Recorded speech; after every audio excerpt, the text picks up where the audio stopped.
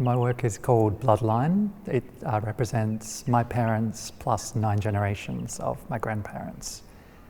It's, I guess, also a reminder to everyone that it's also your parents and nine generations of your grandparents. So there are no uncles, aunties, cousins represented by the 2,046 people in the work. They're all direct bloodline ancestors for whoever it is looking at the work. So I wanted to create this piece to remind everyone that we are all connected and we have greater connections beyond just our immediate family. Often when people see my family tree on both sides, on the Zada side of the family and the Dada side of the family, it's, there are at least 300 to 500 people in each family tree. And people go, oh, I wish I had a family like that. And it's just a reminder that we do all have families like that.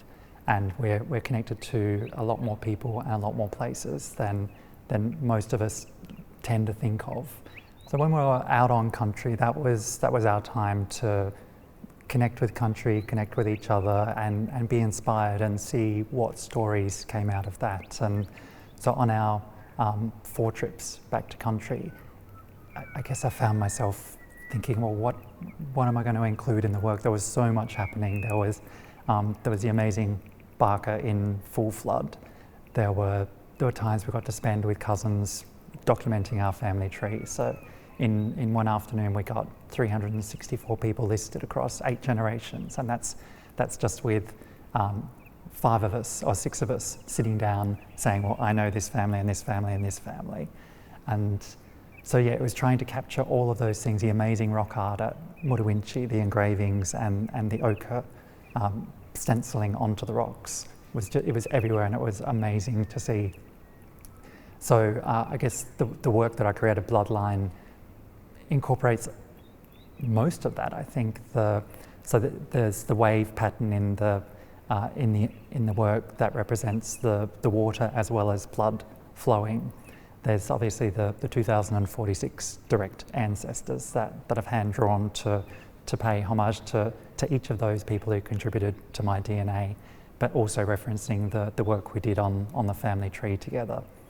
And then the medium that I created it with. So they're acrylic panels, and I've used a laser to etch into the panels, and then spray paint to add the white to the panel. So that's referencing the engravings at Murruwinchi, as well as the ochre that gets sprayed onto the rocks to create the image.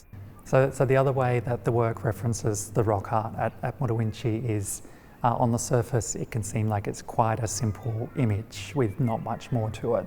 But when you know the stories behind it, there are levels and layers of stories that sometimes you get told the full story, sometimes you'll get told a part of the story. It depends, I guess, on who you are and what your relationship is, and whether you have the privilege or the right to be told that story, or whether the person who knows that story has the right to even share it.